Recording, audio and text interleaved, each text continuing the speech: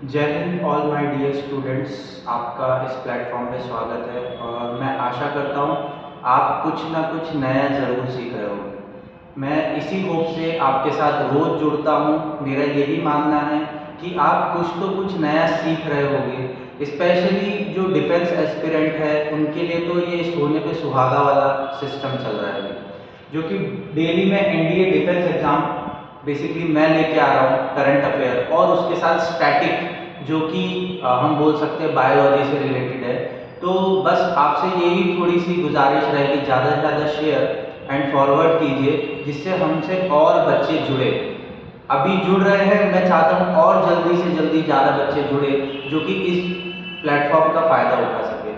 थोड़ी सी नॉइस की इशू आ रही है, गूंज रहा है, पर मैं लिटरली इन दिस वीक मैं कुछ ना कुछ ज़रूर करूँगा इसका, और मैं बेटर से बेटर माइक ढूंढने की कोशिश कर रहा हूँ जिससे कि आपको जो नॉइस क्वालिटी है वो अच्छी मिले। और दूसरी चीज़ मेरा ये कहना रहेगा कि बेसिकली आपको इसको रिलीजियसली फॉलो करना है, जिसकी वजह से क्या होगा, आप इसका बेनिफिट उठा पाओगे। पीडीएफ वगैरह आपको पता है टेलीग्राम पे मिल जाती है। आज का सबसे पहला कोटेशन क्या है? सबसे पहला कोटेशन है, difficult roads lead to beautiful destination. अगर रास्तों में कठिनाई ना होना तो सच बोलूं जीने का मजा ही नहीं। जो इंसान सोचना, आगे बढ़ना, अपने आप को समय के साथ ढालना नहीं सीखता है ना, उसके लिए हमेशा रास्ते बंद हो जाते हैं। और जो व्यक्ति लैकिंग कर जाता है, मतलब कहीं ना कहीं रुक जाता है, तो बेसिकली वो इस दुनिया में जीने के योग्य नहीं होता है। आपको ये मानना पड़ेगा, उतना ही खूबसूरत मंजर आप पाओगे जितना ही डिफिकल्ट रास्ता आपको फेस करना पड़ेगा। ये चीज आपको समझनी पड़ेगी। बहुत अच्छा कोटेशन लगा, difficulty roads lead to beautiful destination. Okay, चलो एग्जांपल देता हूं मैं। जब आप सिंहगढ़ की पहाड़ी चढ़ते हो कितने डिफिकल्ट स्टैंड आते हैं, बट जब आप 14 किलोमीटर ट्रैक करके ऊपर पहुंचते हो, you will see the beauty of nature. मैंने फील किया है, जरूर है कि आप भी फील करे हो। ठीक है, चलो आगे बढ़े। आज कुछ अच्छे टॉपिक्स हैं, देखेंगे। रोहित रामके, एक्सपीरियंस 6+ ईयर है, ज्योग्राफी हिस्ट्री पॉलिटी। हमारा एनडीए का बैच 29 नवंबर से स्टार्ट हो चुका है, तो जल्द से जल्द ज्वाइन हुई है। बेसिकली हमको 15 डे अबव हो चुका है, हमारे पॉलिटी के ज़्यादा से ज़्यादा सेशन स्टार्ट हो चुके हैं। तो बेसिकली आपको ज्वाइन होना है, और ये मेरा एक्सपीरियंस है, और ये हमारा फाउंडेशन कोर्स है। पीडीएफ करंट अफेयर की आपको टेलीग्राम पे मिल जाएगी। Doubt solving session, NDA special focus study चल रहा है, personal mentorship, PDF notes, complete NCERT focus चल रहा है। ठीक है, ऊपर से मैं आपको टेलीग्राम पे मिल जाऊंगा। टेलीग्राम का लिंक आप क्या करोगे, कहीं ना कहीं से खोज लो। बेसिकली दे तो दिया सामने, आपको क्या करना है कि बेसिकली वहां जाना है, ओपला डिफेंस लिखना है टेलीग्राम पे, और वहां से पीडीएफ प्राप्त करनी है। चलो आ जाते हैं यूनिफॉर्म सिविल कोड। आर्टिकल 44 के अंदर है, बहुत ही इंपॉर्टेंट है, यूनिफॉर्म सिविल कोड। ठीक है, the uniform civil code is amended article 44, सबसे इंपॉर्टेंट चीज है in constitution, which part of the directive principle of state policy. किसके अंदर है ये? डीपीएसपी के। इसको क्या बोलते हैं? DPSP, directive principle of state policy. This principle are not legally enforced by any are meant to be guide by state to the marking policy. Basically DPSP ये स्टेट को आदेश देता है कि आपको इस तरीके की पॉलिसी बनानी है, पर इसका मतलब ये नहीं कि वो पॉलिसी वो बनाए ही। अगर उनको लगता है बनाना है तो बनाएंगे, नहीं तो नहीं। इसमें कोई बाइंडिंग नहीं। It has also been supported by some as to promote national integration, gender justice by oppose and threat to religious freedom and diversity. Uniform civil code मतलब एक तरीके का कानून पूरे देश में होना चाहिए। इसका बस जस्टिफाई यही है, जैसे कि नेशनल इंटीग्रेशन की बात कर रहा है, जेंडर जस्टिस की, मेल फीमेल में इक्वालिटी होना चाहिए, but oppose by other threat जैसे। और उससे प्रॉब्लम क्या हो सकता है? तो रिलीजियस फ्रीडम छीन सकती है, क्योंकि हर रिलीजन की अपनी अपनी डाइवर्सिटी। ठीक है, the only state in India that UCC is Goa. Basically uniform civil code मात्र एक स्टेट में लगा हुआ है, वो गोवा में, which retained common family law known as the Goa Civil Code. ठीक है, from the Portuguese rule in 1961. Basically Portugal rule के टाइम पे ही यूसीसी लागू कर दिया गया। The rest of India follow different personal law because religion community is identity. Basically India के दूसरे बाकी स्टेटों के अंदर रिलीजन एक पर्सनल आइडेंटिटी है, इस वजह से अभी तक यूसीसी लाया नहीं गया है, पर कोशिश चल रही है। उत्तराखंड भी एक स्टेट हो सकता है फ्यूचर में, उसने बिल वगैरह पास किया है। Currently not only Muslim but also Hindu, Jain, Buddhist, Sikh, Parsi, Jewish govern by their own personal law. अलग अलग रिलीजन अपने अपने पर्सनल लॉ से अपना प्रोग्राम करते हैं। शादी ब्याह हो गया, दूसरी आपकी जो भी रिचुअल्स होती है वो अपने पर्सनल लॉ से करते हैं। ठीक है, यहां तक चीजें समझ में आई। चलो आगे देखें। सबसे बड़ा इशू आता है शादी का ही। इंडिया में शादी बहुत इंपॉर्टेंट चीज है। Differences arise when the Hindu and Muslim marry under the Special Marriage Act, where Hindu continue governed by Hindu personal law, but Muslim are not.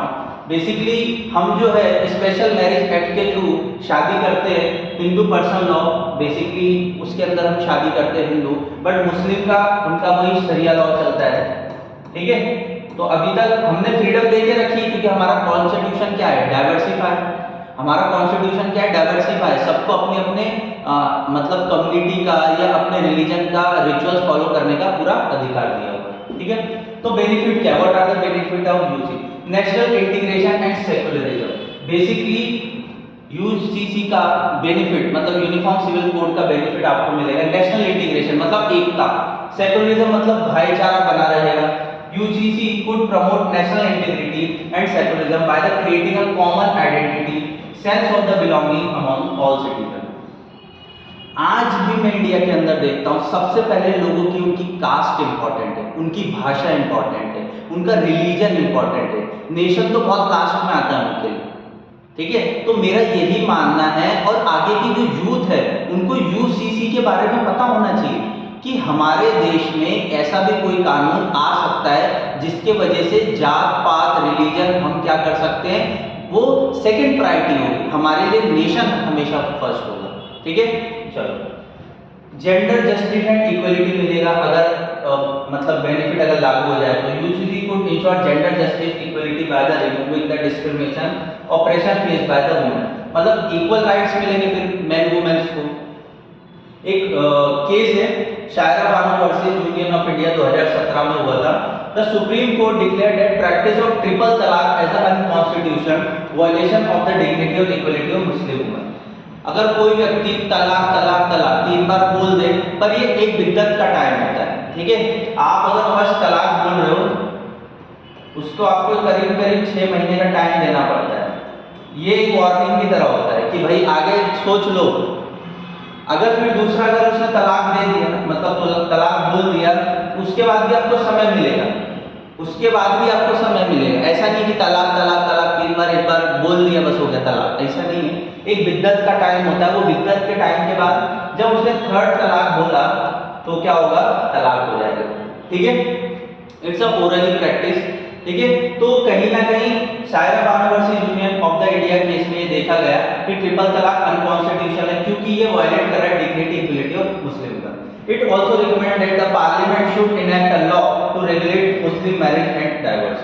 Parliament को ये ऑर्डर दिया गया है और पार्लियामेंट ने इस ऑर्डर को कहीं ना कहीं पास भी कर दिया है 2020-21 के अंदर समथिंग कि ट्रिपल तलाक इज इलीगल। अब ये इंडिया में नहीं चलेगा, आप ट्रिपल तलाक बोल के काम नहीं चला सकते। ठीक है, तो आप समझ में आ चुकी चीजें, मुझे लगता है यूसीसी का आपको बेनिफिट समझ में आ चुका होगा। चलो आगे बढ़े, अब बढ़ते हैं कालाजार। ये डिसीज है, अब पढ़ते हैं कालाजार की क्या इंपॉर्टेंस है। Kalazar cases in India decline by 98.7% between 2000 to 2022। Kalazar बीमारी है जो कि अभी कम हो रही है। 44,052 टू 834 इन 632 इंटरवेल ब्लॉक्स 99.8% अभी तक खत्म हो चुकी है। बट अभी बिहार, उत्तर प्रदेश, झारखंड, वेस्ट बंगाल है receive elimination status less than 1 case पर 1000। बेसिकली जो अक्रॉस स्प्रेड हुआ है बिहार, उत्तर प्रदेश, झारखंड एंड वेस्ट बंगाल है रिसीव एलिमिनेशन स्टेट, अभी क्या हो रहा है, धीरे धीरे कम हो रहा है। ठीक है, 2007 से 2022 के बीच में काफी लंबे समय में हमने क्या किया, कालाजार खत्म करने की कोशिश करी। अब देखते हैं कालाजार है क्या। It also know as visceral leishmania और क्या बोलते हैं ब्लैक फीवर एंड डब्ल्यू क्या बोलेंगे? वर्सिकल लेशमेनिया या ब्लैक फीवर या dum dum fever. Visceral leishmania which affect multiple organ in the most serious form of the disease। मतलब वर्सिकल लेशमेनिया क्या हो जाएगा? मल्टीपल ऑर्गन फेलियर कर सकता है या कुछ बीमारियां कर सकता है उसके अंदर। कुस्टेनिया लेशमेनिया which causes skin sores and the most common form। मतलब अगर आपको काला आजार हो रहा है तो सबसे ज्यादा कॉमन क्या होता है? कुस्टेनियस लेशमेनिया। एंड उसके बाद आता है म्यूकोट्यूनियस लुशमेनिया which causes skin and mucous lenses। मतलब ये आपके आंखों में भी हो सकता है, ठीक है। It is a deadly parasitic disease caused by the protozoa parasite. याद रखना है कौन सा प्रोटोजोआ होता है? प्रोटोजोआ पैरासाइट लेशमेनिया, ठीक है। आपको क्या याद रखना है एनडीए के एग्जाम के लिए? It is a deadly parasitic disease caused by कौन सा प्रोटोजोआ होता है काला आजार के लिए? Parasite leishmania and mainly affected to the people. Africa में ज्यादा फैला हुआ है, एशिया में और लैटिन अमेरिका में। लैटिन अमेरिका बेसिकली आपका साउथ अमेरिका, ठीक है। This disease can cause death if left untreated. अगर इसको सही टाइम पे ट्रीट नहीं किया गया तो इससे डेथ भी हो सकती है, ठीक है। यहां तक समझ में आया? चलो आगे। वर्ल्ड हेल्थ ऑर्गेनाइजेशन क्या बोल रही है इसमें?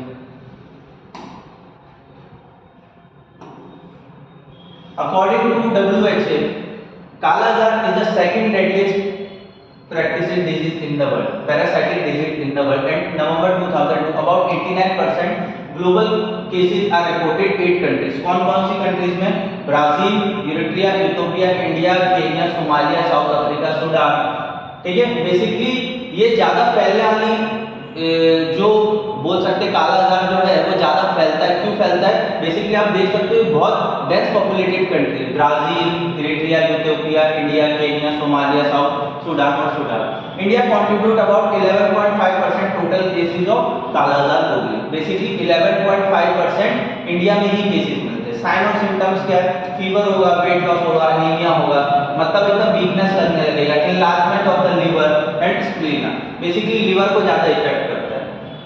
ट्रीटमेंट क्या है? The treatment of kala azar use the drugs such as sodium stibogluconate and magnesium antimoniate, ठीक है। याद रखना थोड़ा सा डिफिकल्ट है बट कर सकते हो आप, मुझे पता है एनडीए वालों को तो याद रखना ही पड़ेगा। क्या? Sodium stibogluconate and magnesium antimoniate, ठीक है। ये ड्रग्स है जिससे आप ट्रीटमेंट ले सकते हो, ठीक है। यहां तक चीजें समझ में आ गई? आई hope so.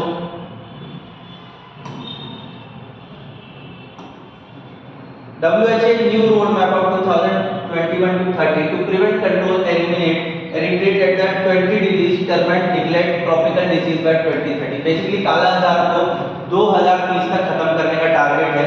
The national health policy 2002 set the goal kala-azar eliminate by the year of 2010 which is revised by 2050। India में अभी भी काला आजार खत्म नहीं हुआ है बट हाँ हम ये बोल सकते हैं कि एलिमिनेट करने की बातें चल रही है, ठीक है। और आपको पता है 11.5% वर्ल्ड का काला आजार इंडिया में ही होता है, ठीक है। I hope so understand. अब आ जाओ आशा वर्कर, बहुत इंपॉर्टेंट है ASHA worker. Accredited social health activist. इनका काम क्या होता है? गांव-गांव क्षेत्रों में जाना है और कहीं ना कहीं क्या करना है? लोगों को अवेयर करना है। Study exposure significant research gap with over 50% of prior practical sole focus on the health system perspectively. Overlooking ASHA worker individual struggle, it engaged 59 ASHA worker in 6 focus group. Allow openly discuss to work related stress encompassing workload, gender, caste discrimination, relation dynamic। Asha worker का क्या काम होता है? Basically गांव क्षेत्रों में जाएंगे, awareness फैलाते हैं गवर्नमेंट पॉलिसीज के लिए, related stress encompassing workload, gender, caste discrimination and relation dynamics, ये सब पे बातें करते हैं और लोगों को अवेयरनेस फैलाने की बातें करते हैं। ASHA worker describe their interaction with the supervision auxiliary nurse midwife. ये क्या काम करती है? ऑक्सिलिटरी नर्स और मिडवाइफ का भी काम करती है। Medical officer, hospital staff and unhealthy bordering और toxic instance of incentive and lack of the support were common. Basically ASHA worker इन सब क्षेत्रों में भी काम करती है जो कि इससे क्वेश्चन में पूछा गया है यूपीएससी के अंदर, इसलिए मैंने आशा वर्कर के बारे में थोड़ा सा डिस्कस किया है, ठीक है। आगे देखिए what is the activity social health activity, जिसे आशा worker. About the ASHA program was launched in 2005 to 2006 national rural health mission initiated by rural area, basically ग्रामीण क्षेत्रों के लिए कब लॉन्च किया गया था? 2005 और 2006 में। अब आप सोचोगे सर इतनी पुरानी स्कीम है, आज उसको हो गया 10-15 साल, अभी कब आएगा ये? तो अरे बेटा उससे रिलेटेड क्वेश्चन बनते हैं, ठीक है। It was later extend urban setting introduce national urban health mission 2013। पूछा जा सकता है ना कि आशा जो हेल्थ वर्कर है वो कौन सी मिनिस्ट्री के अंदर आती है? तो नेशनल रूरल हेल्थ मिशन के अंदर। ASHA programmers introduce key component to community process intervention and now emerge as a large community health worker program in the world. Basically अब ये लार्जेस्ट कम्युनिटी बन चुकी है जो हेल्थ वर्कर प्रोग्राम के अंदर आती है, ठीक है। As June 2022 there are 10.5 lakh ASHA all state except Goa. Goa को छोड़ के करीब 10.5 लाख आशा वर्कर है जो कि सपोर्ट कर रही है रूरल एरिया में डेवलपमेंट के लिए। Role of ASHA is a community level worker whose role the function health care facilitator and service provider and generate awareness of the health issue. ये क्या करती है? मैंने आपको पहले ही बताया, ये ग्रामीण क्षेत्रों में जाती है और कहीं ना कहीं क्या करती है? मतलब हेल्थ केयर फैसिलिटेट बढ़ाती है, सर्विस प्रोवाइड करती है और जनरेट करती है अवेयरनेस ऑफ हेल्थ इशू, ठीक है। Beside delivering key service to maternally child health and family planning, ये सब में भी अवेयरनेस देती है, वुमेन हेल्थ के बारे में, मैटरनिटी चाइल्ड हेल्थ के बारे में, और कहीं ना कहीं नेशनल डिजीज कंट्रोल प्रोग्राम के अंदर भी इनका पार्टिसिपेशन है। ASHA worker all women serve population of approximately 1000 in rural area and 2000 in urban area with the local adjustment। मतलब एक आशा वर्कर बेसिकली 1000 पॉपुलेशन के अंदर काम करती है और अर्बन एरिया में 2000 लोगों के अंदर काम करती है, जो अवेयरनेस फैलाती है हमारे सोसाइटी में किस तरीके से आपको प्लानिंग करनी है, ठीक है। तो आई होप सो आपको समझ में आया होगा आशा वर्कर का इंपॉर्टेंस क्या है। चलो अभी ये आपके 9th के क्लास में है, पर मैं आपको पढ़ा रहा हूँ, स्टैटिक है। आर्टिक क्वेश्चन जो हुआ था, मतलब आर्टिक मिशन जो था इंडिया का, वो कहीं ना कहीं आज 56 ईयर कंप्लीट कर चुका है। 50 ईयर 83 में हुआ था। India launch is first scientific expedition to arctic question in 2007। 2007 में फर्स्ट साइंटिफिक एक्सपेडिशन किया था आर्टिक क्वेश्चन में, 2007 में। यहाँ IMP है, यहाँ से क्वेश्चन फेम होगा ही होगा, मैं आपको बता देता हूँ। NDA एग्जाम में यहाँ से क्वेश्चन फेम हो सकता है, तो प्लीज आपको ध्यान से एकदम गौर से सुनना है, ठीक है। India approved the research based name Himadri Svalbard Norway in July 2008। दो नेम रखा था, हिमाद्री और Svalbard, to carry out the study discipline like glaciology, atmospheric science and biological science. किसमें किया था study? Atmospheric science, biological science और glaciology. India officially acceded to the Antarctica treaty system on 1 August 1983। And Antarctica treaty system में हमने कब sign किया था? 1 August 1983 में। On 12 September 1983 India become the 15th consultative member of the Antarctic treaty. India किसका member है? Antarctic treaty, याद रख लेना, इंडिया एंटार्क्टिक ट्रीटी का मेंबर है, आपसे पूछा जा सकता है। India is expanding infrastructure development in the Antarctica, the US based commission इन 2015 भारतीय। ये याद रखना, 2015 में हमने नया इंस्टॉलेशन किया है जो कि भारतीय, ठीक है। ये एक बेस कैंप होते हैं एंटार्क्टिका, जो कि बर्फ वाला क्षेत्र है बिल्कुल। तो हम रिसर्च कर रहे हैं, किस में रिसर्च कर रहे हैं? ग्लेशियरोलॉजी में, एटमॉस्फेरिक साइंस और बायोलॉजिकल साइंस के अंदर, ठीक है। यहाँ तक चीजें समझ में आई, बहुत फैक्चुअल डाटा है यहाँ से, ठीक है। आ जाओगे और यहाँ से क्वेश्चन भी दिए हुए, उसको भी सॉल्व करने की कोशिश करना। सबसे पहले India is rebuilding its station Maitri, Maitri को वापस बना रहा है, to make it bigger and last 30 more year, मतलब 30 और साल ये चल जाए। Dakshin Gangotri the first Indian base established in 1984। आपसे पूछेगा 1984 में अंटार्कटिका के अंदर कौन सा सबसे पहला बेस था? तो दक्षिण Gangotri. Has became a just supply base, ये उस समय क्या था? सप्लाई बेस है। सागर निधि इन 2008 India commission Sagar Nidhi research for consider the, ठीक है। बेसिकली सागर निधि 2008 में कमीशन करी गई थी, किसके? रिसर्च के लिए। तो ये यहाँ इंपॉर्टेंट हो जाता है। IMP आपको लगा लेना है कि दक्षिण गंगोत्री 1984 में स्टैब्लिश करी थी। यूपीएससी में पूछा गया क्वेश्चन कि देखो यहाँ बहुत अच्छा क्वेश्चन बना हुआ है और यूपीएससी के द्वारा बना हुआ है, आपको क्या करना है? सॉल्व करने की पूरी कोशिश करनी है। आर्कटिक काउंसिल के मेंबर कौन कौन है?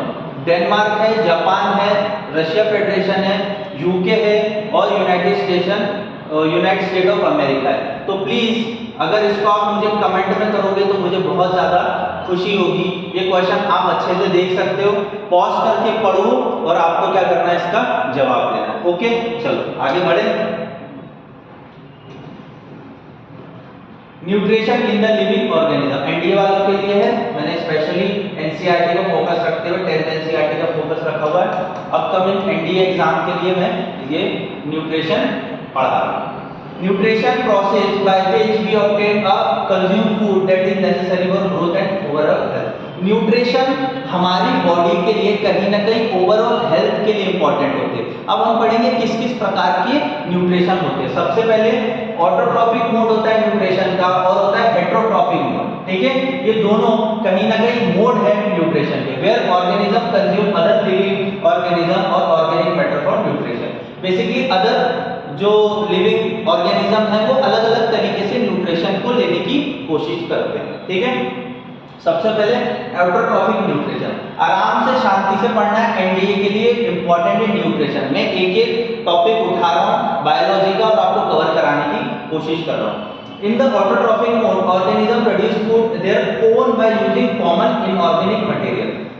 बेसिकली ऑटोट्रॉफिक मतलब स्वपोषी, मतलब खुद से अपना खाना बना लेते। इसमें कौन आएगा? बेसिकली प्लांट आएगा।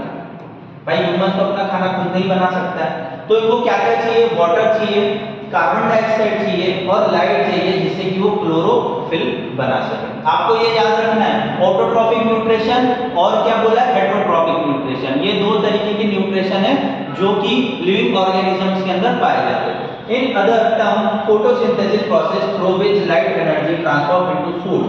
Light energy क्या कैसे होती है? ट्रांसफर होती है इसके अंदर फूड और कन्वर्ट इन द ग्लूकोज। ठीक है, कन्वर्ट करता है इसको ग्लूकोज के अंदर। तो बेसिकली आपने ये पढ़ा होगा, मुझे पता है, बट बेटा आप जब 12th में आ चुके तो काफी सारी मिस आउट हो जाती है चीजें और क्वेश्चन यहीं से फ्रेम होता है। इस वजह से मैं आपको रिकॉल करवा रहा हूँ कि कम से कम आप ये चीजें पढ़ो। ठीक है, चलो आगे बढ़े। अब आ जाता है हेटेरोट्रॉपिक न्यूट्रिशन। अब आ जाता है heterotrophic nutrition. A heterotrophic are the organic that consume plants and animals for a food because they are unable to produce their own food. Basically ये होता है, हमने क्या पढ़ा? ऑटोट्रॉफिक होते हैं प्लांट्स और ये क्या होते हैं? हेटेरोट्रॉपिक, मतलब जैसे कि बहुत सारे एनिमल्स हो गए और ह्यूमन बीइंग हो गए। ठीक है, तो इसको हम क्या बोलेंगे? Heterotrophic nutrition. This include animals, ठीक है, एनिमल्स हो गए, फंगी हो गए, नॉन फोटोसिंथेसिस प्लांट्स हो गए, showing the heterotrophic mode of nutrition. Break down their complex molecule like carbohydrate, protein, fat, digestion in the simple molecule.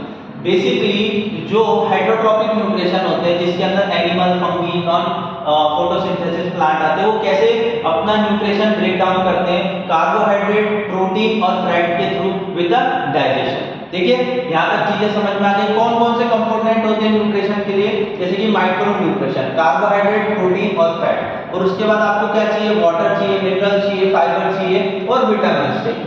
ठीक है, और आपको क्या चाहिए? विटामिन चाहिए। विटामिन देखो कौन कौन से होते हैं? कीड़ा, मतलब हम क्या बोलते हैं? विटामिन के, vitamin E, vitamin D, vitamin E, और क्या होता है हमारा? कौन सा विटामिन और होता है? बी और सी। तो कुल मिला के ये 5 विटामिन होते हैं, ये बॉडी के लिए बहुत ज्यादा यूजफुल होते हैं। ठीक है, यहां तक चीजें समझ में आई। आप एक चीज और नोटिस कर सकते हो, ये मैंने आपके लिए डायग्राम रखा है। जैसे ये मिनरल्स का काम कर रहा है, ये वाटर दे रहा है, ये कार्बन डाइऑक्साइड दे रहा है, ये लाइट एनर्जी दे रहा है, यहाँ ऑक्सीजन है और यहाँ क्या बन गया? फिर शुगर बन गया, और ये कहीं ना कहीं क्या हो रहा है? फोटोसिंथेसिस का साइकिल पूरा हो रहा है। तो आई होप सो आपको न्यूट्रिशन का चैप्टर समझ में आया होगा। इतना अगर आपने कर लिया, मैं कह रहा हूँ एनडीए में कैसा भी क्वेश्चन आए definitely you will be solve, easily आप सॉल्व कर जाओगे। चलो अब यहाँ मैंने कुछ क्वेश्चन रखे हैं, अब आपको क्या करना है? इसको पॉज करना है और इसका जवाब देना है। ठीक है, प्लीज मेरी रिक्वेस्ट है आप लोगों से, या तो आप कमेंट में लिखो इसका आंसर, मैं तो बता ही रहा हूं अभी, पर आपको क्या काम करना है? सबसे पहले इसको क्या करना है? आपको पॉज करना है। ठीक है, इसको आपको क्या करना है, पॉज करना है। सबसे पहली चीज मेरी ये है कि इसको पॉज करो, उसके बाद इसको सॉल्व करो। सबसे पहला the breakdown of complex compound of food into similar substance is called, ये यूपीएससी सीडीएस में आया हुआ क्वेश्चन है, एनडीए में आया हुआ क्वेश्चन है, ठीक है। तो बेसिकली ब्रेकडाउन कैसे होता है complex compound in food in simple substance, उसको क्या बोलेंगे, न्यूट्रिशन, ठीक है। न्यूट्रिशन के अंदर ही होता है, हमने अभी पढ़ा, अभी हमने पढ़ा कि न्यूट्रिशन क्या करता है, कॉम्प्लेक्स कंपाउंड को क्या करता है, सिंपलर वे में डाइजेशन का काम करता है, ठीक है। चलो next, the set of teeth that exist in the mouth during the period from 6 to 8 year of the human being are called, मतलब 6 महीने का बच्चे से लेके 8 साल के बच्चे तक में कौन से टीथ होते हैं, तो बेसिकली उसके मोलार टीथ होते हैं। कौन से टीथ होते हैं, उसके मोलार टीथ होते हैं। ये भी सीडीएस में पूछा हुआ है और सीएपीएफ में पूछा हुआ है और एनडीए में भी पूछा है। एनडीए में बेसिकली 2010 के अंदर पूछा हुआ है, तो बेसिकली आपको याद रखना है ये क्वेश्चन, ठीक है। यहाँ तक आपको समझ में आ गया होगा। अब थोड़ा सा हम लोग ये वाला क्वेश्चन दिख नहीं रहा होगा तो मैं बता देता हूँ, इजी है ये क्वेश्चन भी। देखो, the largest gland in human body, तो बेसिकली लिवर इसका आंसर होगा, ठीक है। लार्जेस्ट ग्लैंड कौन सा है, तो बेसिकली लिवर होगा। तो ये 3 क्वेश्चन मैंने पूछे थे और ये बेसिकली तीनों एनडीए में आए। आप लेवल देख सकते हो, जो आपको पढ़ा रहा हूं वहीं से क्वेश्चन है, इसके बाहर कोई क्वेश्चन ही नहीं है। तो बेसिकली मेरा यही मानना है, अगर आप हार्डेड कोर स्टूडेंट हो जो कि एनडीए निकालना चाहते हो, तो हमारे बैच को जल्द से जल्द ज्वाइन करो। और ये जो बैच है आप लोगों के लिए मैं लेके आया हूँ, तो आप मुझसे मिल सकते हो और जल्द से जल्द इस बैच को ज्वाइन करो, क्योंकि मैंने क्या किया है, बैच स्टार्ट कर दिया है। Thank you for watching. आपको अच्छा लगा हो तो लाइक और सब्सक्राइब जरूर करना है और आपसे नेक्स्ट वीडियो में मिलते हैं। Thank you.